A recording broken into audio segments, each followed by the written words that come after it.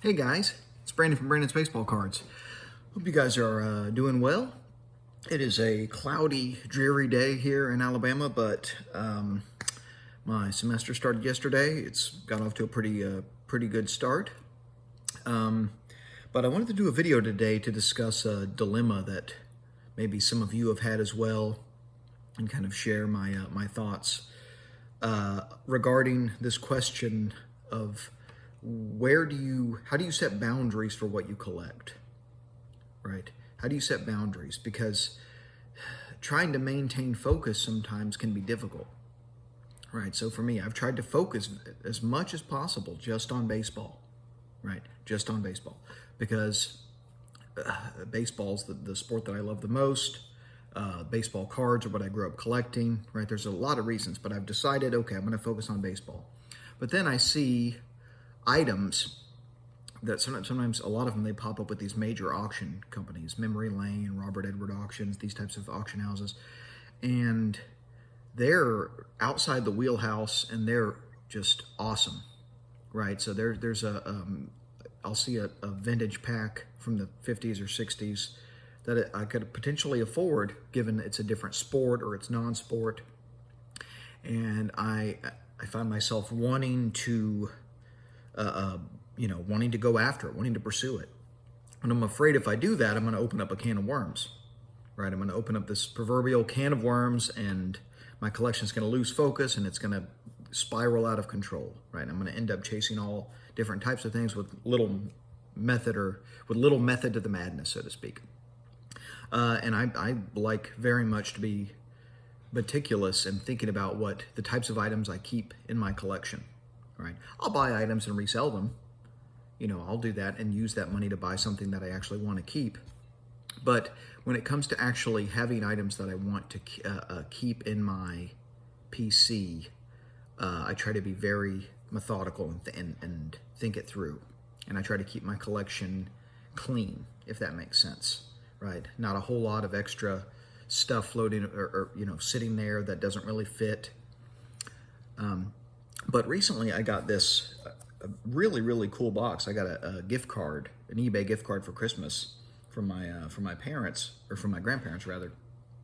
And I saw this really awesome vintage non-sport box on eBay, and I just thought it was so cool looking. This is 1978 Donruss, Screaming Gleaming. These are iron-ons.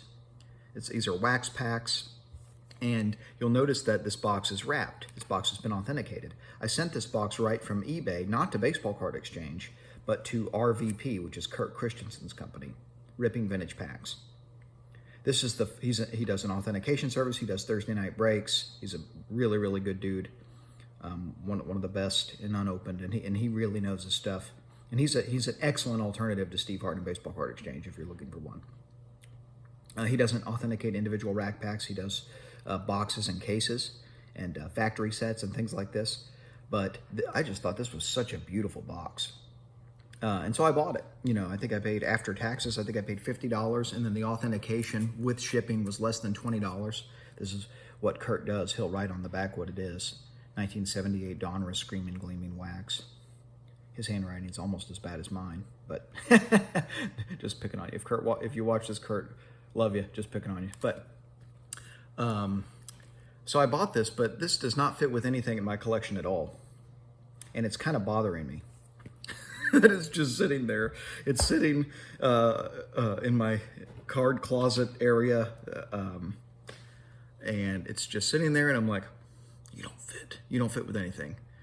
So what do I do with this thing? I listed it for sale on the Facebook group a few times at a price that I thought was very reasonable. I didn't really get any bites. I had a couple of trade offers that were kicked around, but they were wanting to trade me more non-sport for this. And I'm like, but I don't do non-sport, so what do I... so I don't know. But to make it worse, there's a few vintage wax packs that are currently up for auction that are non-sport that I actually really would like to bid on. So now I'm thinking, do I go down a non-sport rabbit hole? What do I do here? Because this is pretty cool. I could keep this. I could keep it, but I could also sell it and make money on it and buy something baseball. So hence the dilemma I find myself in. But let me know your thoughts below if you've ever felt like this, or if you've ever bought something where you're like, all right, this is cool, but what the heck do I do with this thing? But it's a dilemma I'm sure many of us have faced. And, you know, there's nothing wrong with broadening a bit. There's nothing wrong with broadening beyond baseball. And there are some packs that, there's one pack currently up for auction. I forget which auction house it is, but it's a non-sport pack, and I am salivating looking at this pack. This pack is freaking awesome. It's from the 50s. The artwork is insane on it. And so I'm toying with the idea of maybe dabbling a little bit in non-sport, but let me know if you've ever felt like this, if you've stayed till the end through this confusing roller coaster that I've taken you on. I appreciate it, but let me know your thoughts. Hope you're all doing well. Keep collecting vintage and open baseball. Maybe dabble in something different. I don't know what to tell you. I'm the one looking for some advice here. Take care of each other. I'll be back with a video soon.